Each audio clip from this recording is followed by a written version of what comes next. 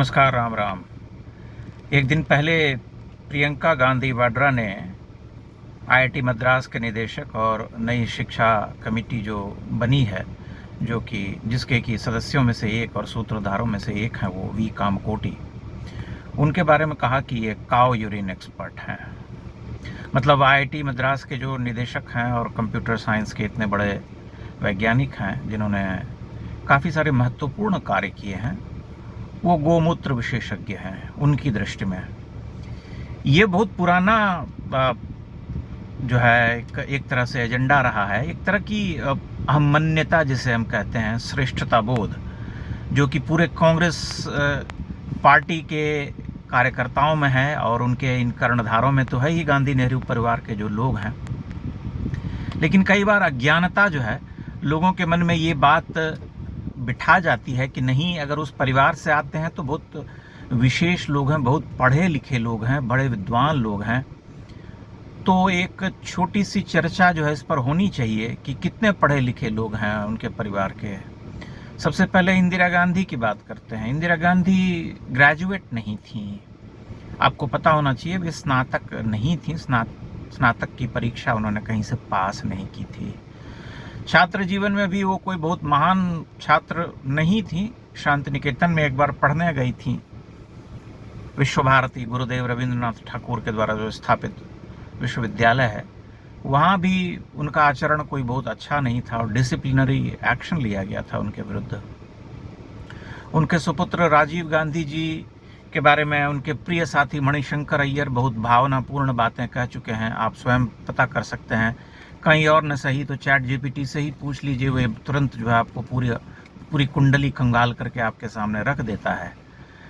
वे तो कैम्ब्रिज में जब गए थे पढ़ने के लिए तो इंपीरियल कॉलेज में वहाँ पर फेल हो गए थे और उन्होंने भी कोई ऐसी डिग्री अपने जीवन में ऐसे प्राप्त नहीं की। लेकिन चूंकि बड़े खानदान के वारिस थे और नामी भारत के सबसे सुप्रसिद्ध परिवार के थे, तो उनके लिए यह सब आसान होता है। कैम्ब्रिज, ऑक्सफोर्ड, हार्वर्ड, ये सब जो है चुटकियों में हो जाता है। उनकी पत्नी जो है वो कितनी बड़ी विदुषी है ये मुझे बताने की आवश्यकता नहीं है। उसी तरह से उनके सुपुत्र राहुल गांधी जी, वे तो खैर सुप्रसिद्ध वैज्ञानिक हैं ही, दार्शनिक हैं, चिंतक हैं, विद्वान हैं, विचारक हैं। और उनकी बहन प्रियंका जी भी ग्रेजुएट हैं जीसस एंड मेरी कॉलेज से। ये सब बड़े परिवार के बड़े लोग हैं जिनमें से किसी को भी आप ढंग से शिक्षित व्यक्ति के रूप में नहीं देख सकते। पढ़ाई लिखाई में अत्यंत ही साधारण, लेकिन चूंकि एक इतने बड़े परिवार से आते थे तो सब कुछ सरल हो जाता था, यहाँ एडमिशन वहाँ एडमिशन। तो होता यह है कि लोगों को लगता है कि अरे बाप रे बाप, कैम्ब्रिज और हार्वर्ड और ऑक्सफोर्ड से पढ़ के आए हैं तो इतने बड़े विद्वान हैं। परंतु वास्तविकता क्या होती है यह कम लोग जानते हैं। हालांकि अब बहुत सारे लोग जानने लगे हैं, समझने लगे हैं कि क्या है सच्चाई, क्या है।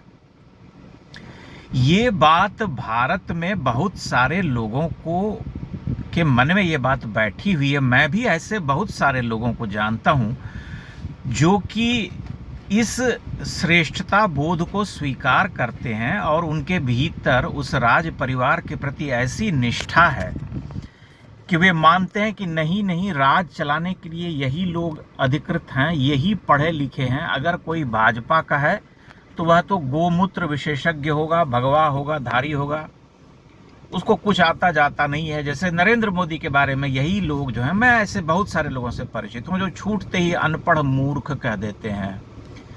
इस पर भी विचार नहीं करते कि अगर कोई अनपढ़ व्यक्ति होता तो इतनी दक्षता से 12 वर्षों से देश की सत्ता न चला पाया होता। कुछ तो बहुत विशिष्ट, कुछ बहुत ही प्रखर बुद्धि, रणनीति, कूटनीति, सब कुछ है उसमें और बहुत सारी चीज़ों को समझने की शक्ति भी है जिससे इनकार नहीं किया जा सकता है। लेकिन वह एक अलग पहलू है। आपने देखा होगा कि भारत में ऐसे जाहिल जो सच्चे अर्थों में मूर्ख हैं, उनको अपनी विद्वत्ता का बहुत अधिक अभिमान होता है। पिछले दिनों में जैसे एक महान अभिनेता ने कह दिया था, कई बार कहा है, लेकिन बात यह होती है कि मूर्खों में प्रबल आत्मविश्वास होता है। ये एक बहुत अनुभव किया गया सत्य है।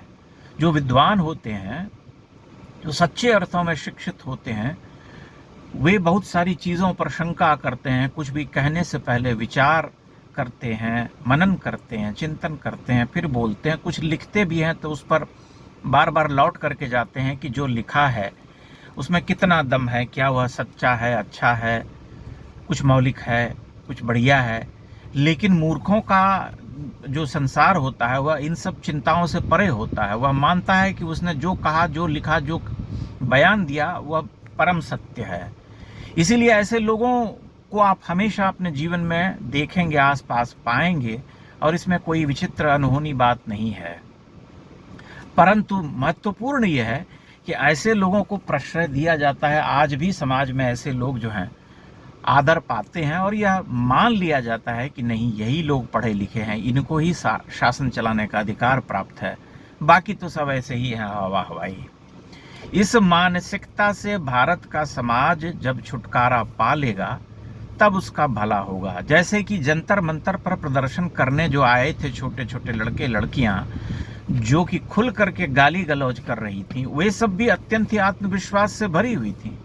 अगर उनके भीतर थोड़े संस्कार रहे होते, या मर्यादा रही होती, गरिमा रही होती, शिक्षित होती, पढ़ी लिखी होती, तो कभी भी उस तरह की गाली का प्रयोग नहीं करती। प्रधानमंत्री के लिए तो कतई नहीं करती। लेकिन उन्होंने खुल करके किया, क्योंकि एक तो उनको उनकी बुद्धि का जो है पूरा दुरुपयोग किया गया है, कहीं न कहीं उनको ग्रूम किया जा रहा है ऐसे छात्रों को, और अभी जो है भेद खुलता भी जा रहा है। परंतु एक समय ऐसा आएगा जब ये अहमन्यता या अहंकार और दर्प से भरा हुआ जो व्यवहार है वह कहीं भी मुंह दिखाने के लायक नहीं रह जाएगा। वैसे भी लोकतंत्र में उनका अस्तित्व ऐसा कुछ खास रह नहीं गया है, सभी जगहों पर तो पराजित होते हैं। ले दे करके उनके पास क्या है भाई? आप किस चीज़ का इतना अहंकार करते हैं? यही ना कि आपके परिवार के लोग इस देश के प्रधानमंत्री रहे, तो आपने यह मान लिया कि आपको ही केवल सत्ता चलाने का अधिकार है, बाकी किसी व्यक्ति को नहीं है। लोकतंत्र में अगर कुछ ऐसा घटित हो जाता है तो वह एक दुर्घटना है, इसलिए उस व्यक्ति को हट जाना चाहिए। ये अहंकार, ये दर्पस्फीत मन जो है, ये पिछले 12 वर्षों में न जाने कितने अनर्गल बयान दे चुका है, दिलवा चुका है व्यक्तियों से, व्यक्ति समूह से, इंडिविजुअल से। इसलिए जब हम पलट करके देखते हैं, विचारते हैं, तब यही केवल मन में आता है कि अहंकार है और मूर्खतापूर्ण व्यवहार है। क्योंकि वो हमने पढ़ा था कि विद्या ददाति विनयम, विनयाद्याति पात्रताम, पात्रत्वातु धनम मापनोति, धनात धर्मः ततः सुखम।